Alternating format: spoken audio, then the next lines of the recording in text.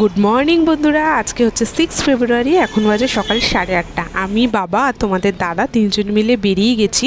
যাচ্ছি হচ্ছে দিশা ঘোষপাড়াতে, যে দিশাটা আছে আই হসপিটালে। বাবার আজকে চোখের ছানিটা অপারেশন হবে। আমরা এই সময় না অনেক ওলাগুলো বুক করছিলাম, কিন্তু একটাও আমরা কনফার্ম হচ্ছিল না বুকিং। তো সেই জন্য বেরিয়েই একটা অটো পেয়ে গেছি, একদম বুকিং করে সোজা চলে যাচ্ছি দিশার হসপিটালে। আমাদের 9টার মধ্যে ওখানে যেতে বলেছে। তো সিথির মোড়, এটা দেখো সিথির মোড়ের ক্রস করে সোজা গিয়েই ঘোষপাড়া, আর তার বাদিকেই পড়বে হসপিটালটা। বাবার তো একটু ভয় ভয়ই করছে, আর আমি এর আগে মায়ের অপারেশন হয়েছে, তো সেই জন্য আমার তো অতটা ভয় লাগছে না। আর সেখান থেকে আমিও আবার একটু যাব, বাবার হসপিটালে ঢুকিয়ে বাবার অপারেশন শুরু হয়ে গেলে আমি যাব। সোনুর আজকে আবার বই দেবে, আজকে 6 ফেব্রুয়ারি, ওরও আজকে বই দেওয়ার ডেট নতুন ক্লাসে। তো চলো, এই যে সোজা চলে এসেছি হসপিটালটা, এই যে বিল্ডিংটা। তো সেখানে নেমে এই যে হচ্ছে লিফট, তিনজনে মিলে উঠে গেলাম হসপিটালে। গিয়ে বাবার তার আগে বলেছিল সুগার টেস্টের রিপোর্টগুলো নিয়ে যেতে, সাথে ইসিজি রিপোর্ট নিয়ে যেতে। এবার আমি সোজা বেরিয়ে চলে এসেছি বাসে করে, একদম সোদপুরে চলে এসেছি। তো চলো, ওই সামনে দিয়ে সোজা রাস্তাটা গেলেই সোনুর স্কুল। আর এই যে স্কুলে দেখো বই নেওয়ার কত লাইন, আর সোনুদের গ্রাউন্ডটাতে দেখো সবাই কত খেলাধুলা করছে, কত বড় বড় স্টুডেন্টরাও। আর ওদের এখানে এই গাছগুলো কি সুন্দর লাগছে। তো বই খাতা নিয়ে আবার চলে এসেছি আমি দিশাতে।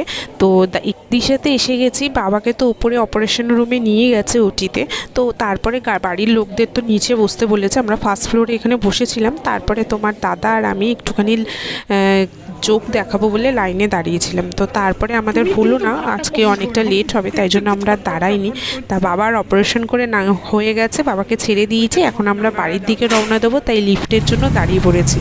আর এই দেখো আবার একটা গেটের সামনে থেকে আরেকটা অটো পেয়ে গেছি। তো অটোটা একবারে বুক করে আমরা বাড়ির দিকে যাচ্ছি, বাবা, আমি আর তোমাদের দাদা।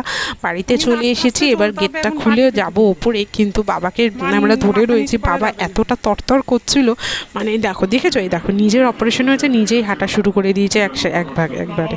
তো এখানে সোনু সন্ধ্যেবেলা খেলা দেখছে, আর সন্ধ্যেবেলা দেখো পিউ সুমন এসছে বাবাকে দেখতে।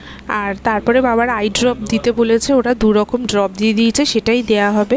তারপরে আমরা বাড়ি চলে এলাম। দেখো বাড়ি চলে এসেছি। আজকে হচ্ছে শিবরাত্রির দিন। শিবরাত্রির দিন সকালবেলা, শনিবার, আমি সকাল সকাল উঠে স্নান সেরে ফেলেছি। সেরে ঠাকুর নিচে নেমে ঠাকুরগুলো পরিষ্কার করে স্নান টান সব ঠাকুরগুলোকে সেরে ফেলেছি। এবার পুজোটা দিয়ে দেবো। এখন বেজে গেছে 9টা। শিবরাত্রি লেগেছে শুক্রবার দিন রাতে 9টা থেকে।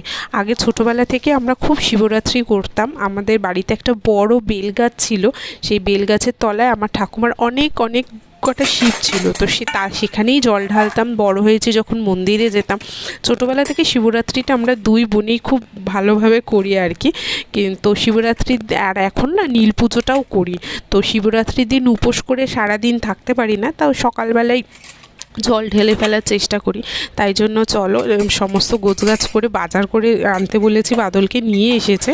ওখানে ঠাকুরের ফুল, বেলপাতা, দুধ, দই, মিষ্টি, ডাব, বেল, এগুলো দিয়ে ঠাকুরের মাথায় আজকে সকাল সকাল জলটা ঢেলে ফেলবো। চতুর্দশী এখনও আছে, আজকে সারাদিন থাকবে। সোনুকেও বললাম স্নান করতে যেতে। ও তো, তোমরা তো জানো যে সোনুর ঠাকুরের প্রতি একটা আলাদাই ভক্তি আছে এখনও পর্যন্ত। তো দেখো, এই যে বেলপাতা ধুয়ে রেখে দিয়েছি, মালাগুলো বের করে রাখলাম। এই যে কাটা ফল, ধুতরা ফুল, এটা নীলকণ্ঠ ফুল, বেল, এই দিয়ে ঠাকুরের মাথায় জলটা ঢেলে ফেলবো। আর ঘরেই ঢালবো, শিবরাত্রিটা আমি ঘরেই ঢালি। আমি নীল পুজোতেও ঘরের শিবকেই ঢালি। তো লাস্ট 2 বছর ধরে সোনুর স্কুলের সামনে যে মন্দিরটা, সেখানেই ঢালি। তো চলো, এবার আস্তে আস্তে শিবগুলোকে নামিয়ে ফেলেছি। সব ঠাকুর, আসনের সব ঠাকুর স্নান হয়ে গেছে। এবার ঘরের শিবগুলোকে, একটা সোনুর আর একটা আমার, 2টো ঠাকুরকে একদম ঘি মধুর সোনু মাখাবে। আর আমি ততক্ষণে ঠাকুরগুলোর চরণে ফুল দিয়ে দেবো, চন্দন ফুল দিয়ে সাজিয়ে ফেলি, পুজোটা সেরে ফেলবো। আজকে না ছোটোবেলার দিনগুলোর কথা মনে পড়ছে। আমাদের শিবরাত্রির দিনে না মা সব গুছিয়ে দিত, আমি আর আমার দিদি দুজনে মিলে শিবরাত্রির পুজোটা করতাম। তো সাবু খেতাম, এইভাবেই দিনগুলো কাটতো। এখন এমনি জাস্ট জলটাই ঢালবো ঠাকুরকে একটুখানি। তো চলো, সব ঠাকুরকে করে জলটা ঢেলে ফেলি, নমঃ শিবায় বলে। তো ঠাকুর সবাইকে ভালো রাখুক, সুস্থ রাখুক, সবার দিনগুলো যেন খুব ভালো থাকে, সবার আগামী দিনে চলার পথগুলো যেন মসৃণ হয়, এটাই চাওয়ার, আর কি বলবো।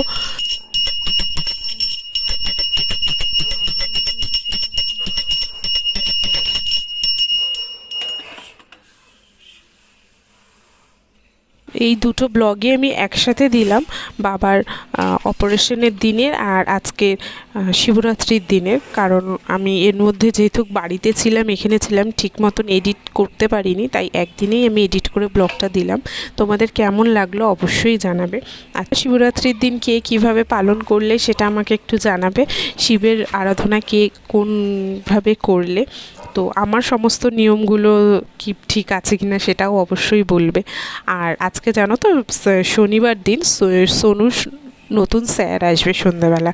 বাড়িতেই টিউশন ঠিক করেছি, তো উনি সন্ধ্যাবেলা 6টার সময় টাইম দিয়েছে, তাই সোনু ঘুরে ঘুরে এসে খালি আমাকে জিজ্ঞেস করছে, মা স্যার কখন আসবে, স্যার কটা থেকে পড়াবে, স্যার কি পড়াবে। তো এইভাবেই ও মনে হয় একটু টেনশন করছে, নতুন স্যার বলে কথা, এর আগে ও কোনো সময় স্যারের কাছে পড়েনি, এটা ফার্স্ট টাইম। আর আমিও ফার্স্ট টাইম এই জন্যই দিলাম, যাতে ও একটু ভয় পায়। তোমরা সবাই জানো সোনু একটু দুষ্টু, তো সেই জন্যই। আর চলো তাহলে আমি ভিডিওটা আজকে এখানেই এন্ড করছি। সবাই খুব ভালো থেকো, সুস্থ থেকো, দেখা হবে তোমাদের সাথে একটা নেক্সট ভিডিওতে। ততক্ষণের জন্য বাই বাই।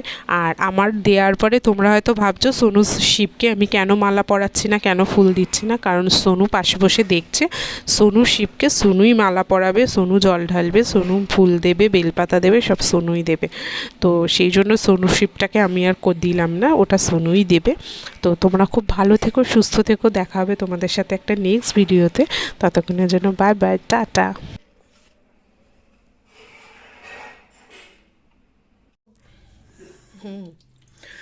ওটা নিয়ে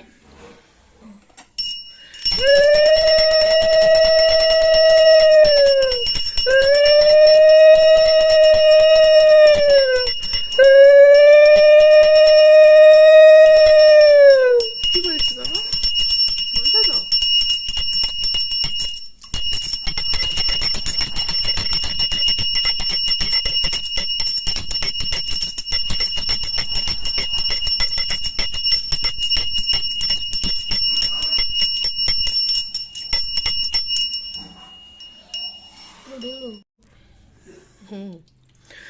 ওটা নিয়ে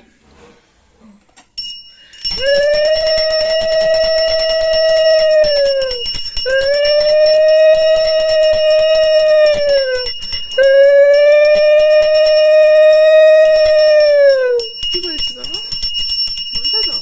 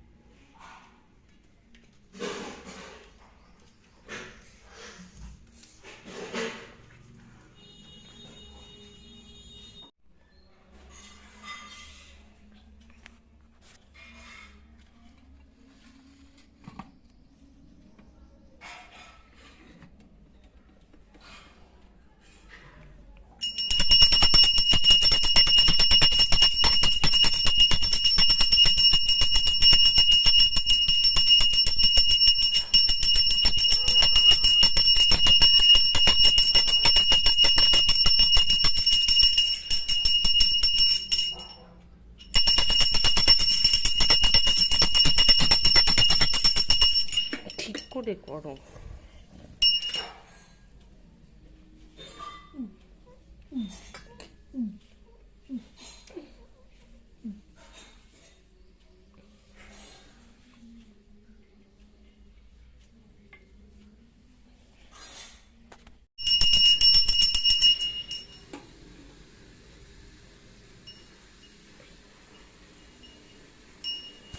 ধূপকাঠি, কি ধূপকাঠি?